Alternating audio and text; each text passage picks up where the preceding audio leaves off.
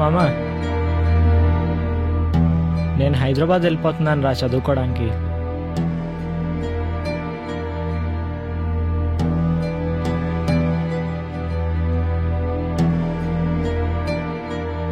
ఏం బతుకురా నాది. Okay bye రా.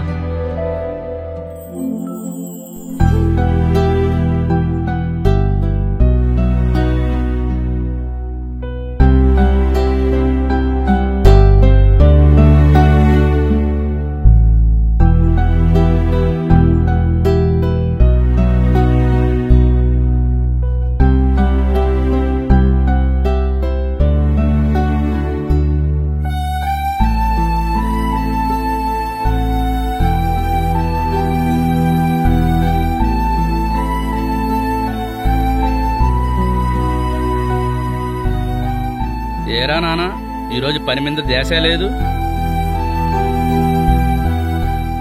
ఏం లేదు నాన్న, ఆ నారాయణరావు కొడుకు చదువుకోవడానికి పట్నం వెళ్తున్నాడు. నేను కూడా చదువుకోవడానికి పట్నం వెళ్ళనా? పద నాన్న.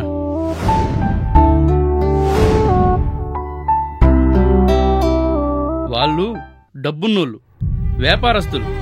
నేను రైతుని.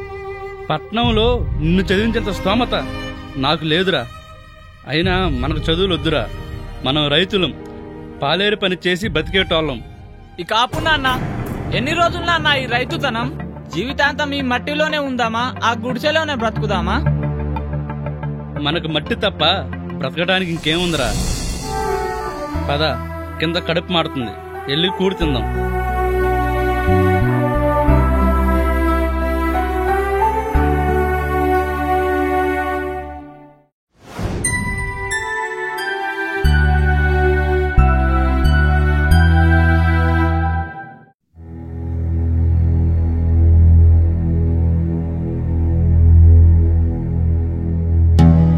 అమ్మా, అమ్మా,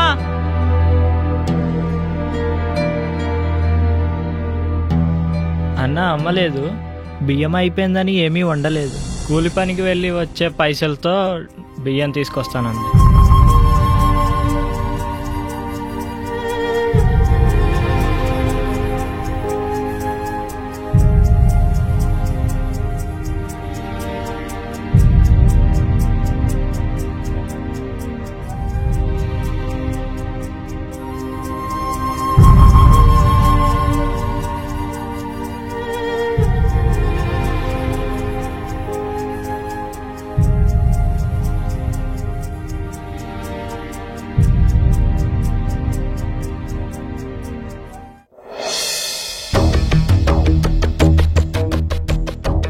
ఆకలితో ఉన్న ఒక్క ప్రాణికైనా కడుపు నింపి చూడరా.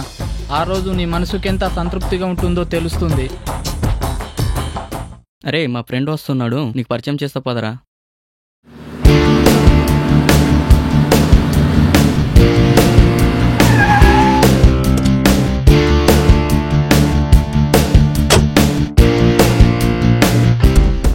ఏంటి వీళ్ళు ఇంకా రాలేదు?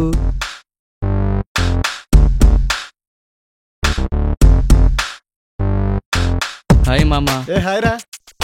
వీడు మా ఫ్రెండ్ రా. హాయ్. హాయ్. మీ డాడీ ఏం చేస్తుంటారు? అగ్రికల్చర్. వాట్? అగ్రికల్చరా? వాట్ రాము, తినడానికి తినలేనాడు, పేదవాడు, కులం తక్కువాడు, వీడిని నాకెందుకు పరిచయం చేసావు? నన్నే కులం తక్కువడంటావురా? ఆపండ్రా. రాజు, నువ్వు ఆగు, నేను చెప్తా కదా. మామా నువ్వు వెళ్ళు. ఏంట్రాడు? మామా నువ్వు వెళ్ళు, నేను వాడికి చెప్తా. ఓకే బాయ్ రా. నువ్వు వెళ్ళరా, నేను ఫోన్ చేస్తాను. రాజు, వాళ్ళు డబ్బున్నోళ్ళు రా, పొగరు. వాళ్ళతో మనం నెగ్గలేం, మనం రైతులం. అయితే నన్ను అడుక్కునేవాడు అంటాడు రా వాడు. మనం రైతులమే, కూలి వాళ్ళమే. మనం పండిస్తున్న ధాన్యాన్ని ఎందుకు రా వాడు తింటున్నాడు? వాడి దగ్గర డబ్బుందిగా, ఆ డబ్బునే తినమను, లావవుతాడు. అయినా రైతులుగా పుట్టడమే మనం చేసిన నేరమారా? కాదురా, రైతుగా పుట్టపోవడమే వాళ్ళ దురదృష్టం. అయినా మనమే కదరా ఈ దేశానికి వెన్నుముక. అయినా ఈ సమాజానికి ఎప్పుడు అర్థమవుతుందో. సరే పదరా, వెళ్ళిపోదాం.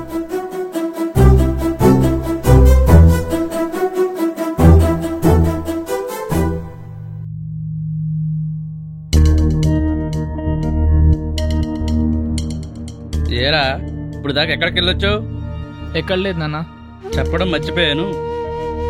రెడ్డి సాబు గారి ఇటుకల పనికి నిన్ను పంపిస్తానని మాటిచ్చానురా. చేతిలో డబ్బులు కూడా లేవు, దయచేసి వెళ్ళరా. తాత, నువ్వు నేను యజమానులకు సలాం కొట్టడం, దళారులకు మన పొలాలను అప్పగించడం. మన గుండెలు ఆడిన ఆగిన బానిసలుగానే నాన్న.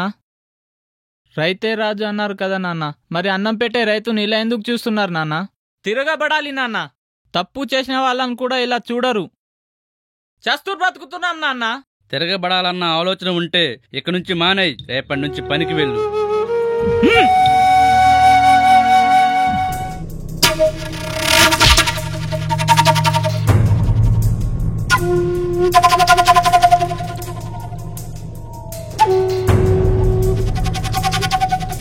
రాజయ్య, నాన్న మీ దగ్గరకు పనికి వెళ్ళమన్నాడు.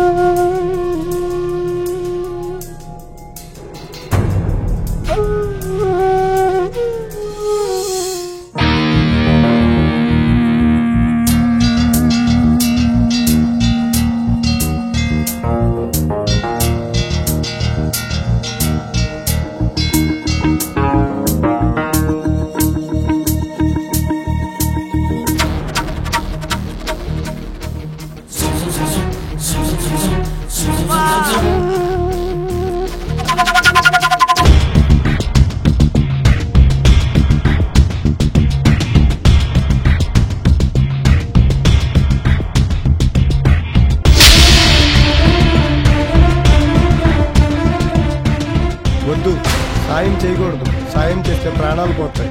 1 నెల కిందట నేను ఇలానే సాయం చేశాను, కానీ రెడ్డి గారు వచ్చి నా చెంప చెల్లుమని పిలిచారు.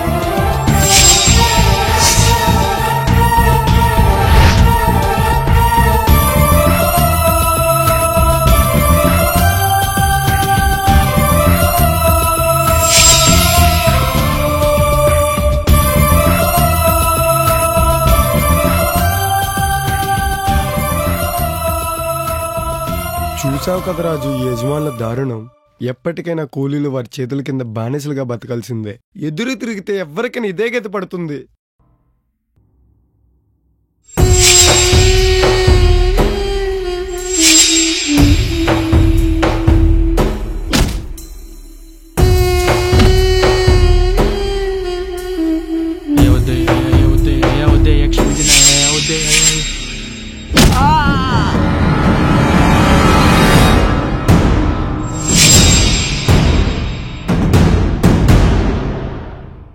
ఇంకొకసారి రిపీట్ అయితే సురుకు కాదు, చేయి నరికి పారేస్తా.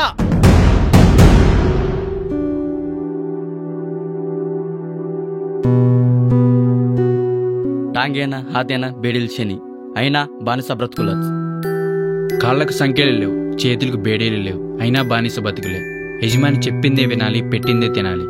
పని ఒప్పుకుంటే వచ్చి తీరాలి, కుదరదనుకుంటే కాలో చేయో పనంగా పెట్టాలి. ఇది వెట్టి చాకరిలో మగ్గిపోతున్నటువంటి బడుగు జీవుల వేద.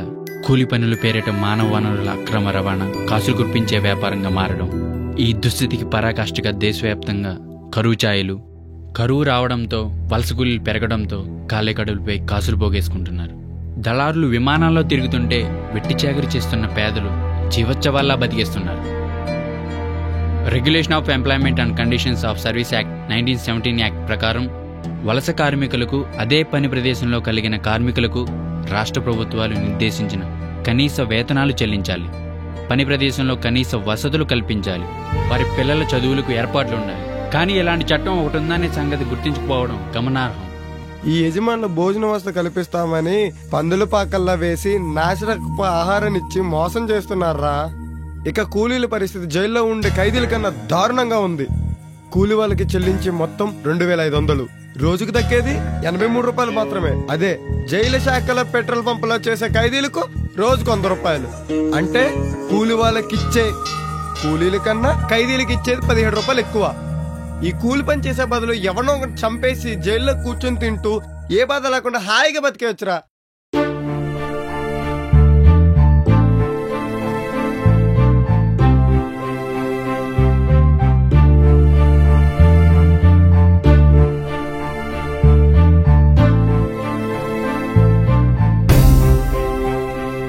దండాలయ్యా.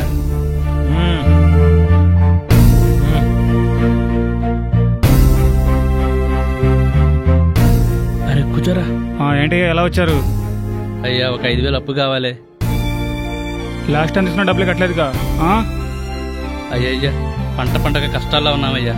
ఇప్పుడు ఆ డబ్బులు ఇస్తే అసలు మిత్తే మొత్తం కలిపి పంట పండిన తర్వాత ఇస్తానయ్యా. పంట పండిన తర్వాత మొత్తం ఖచ్చితంగా ఇస్తానయ్యా. అసలే కట్టలేదు, ఉన్నాయి ఉన్నాయి, దాన్ని మిత్తైనా కట్టేసి కొత్త పట్టుకుపో.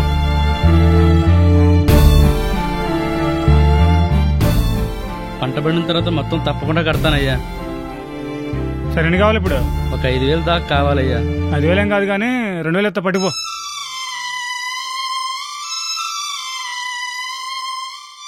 దండాలు బాబు. సరే సరే.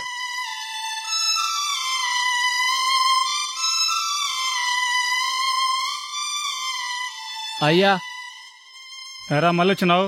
మీ నాన్నకి ఇప్పుడే డబ్బులు ఇచ్చి పంపినా కదా. అయ్యా ఈ డబ్బు సరిపోదయ్యా, కొంచెం చూసి ఇవ్వండి అయ్యా. సరిపోవడం ఏందిరా? నేను చూసుడేంది? మేము దొరలం. మీరు ఎక్కడ ఉండాలో అక్కడ ఉండండి.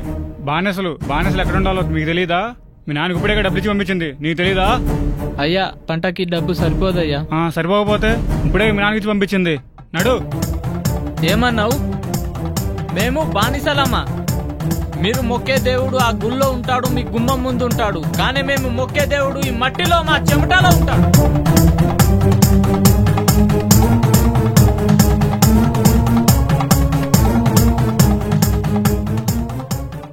ఏదో చెప్తానన్నావు కదరా, ఏమైంది చెప్పురా.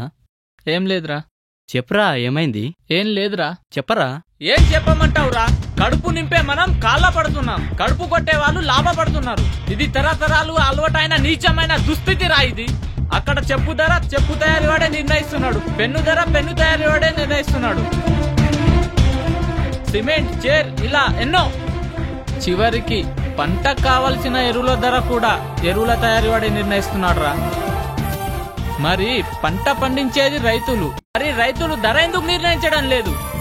చెప్పుకున్నంత వాల్యూ కూడా కడుపు నింపే అన్నదాతకు లేదా?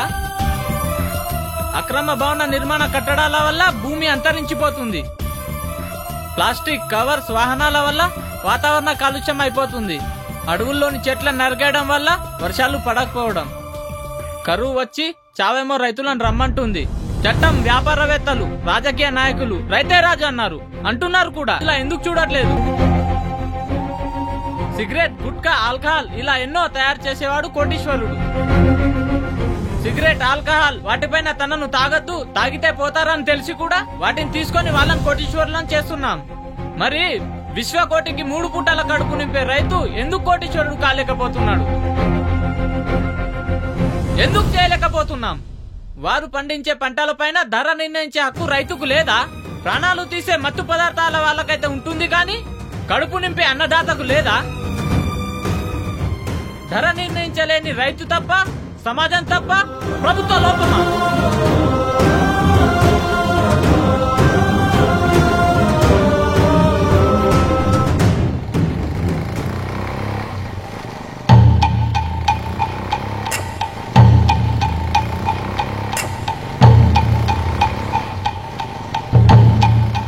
నువ్వాపరా, నువ్వాపు,